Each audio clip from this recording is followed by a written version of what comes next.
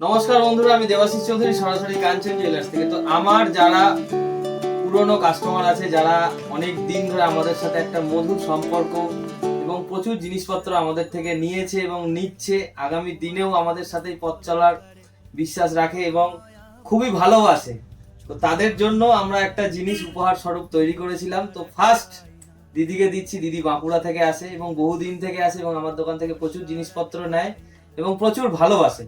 তো যে কারণে এই জিনিসটা দিদির হাতে তুলে দেওয়া হচ্ছে, সম্পূর্ণ সেগুন কাঠের এবং এটা একটি গয়নার বাস্ক। কত সুন্দর ডিজাইন দেখুন।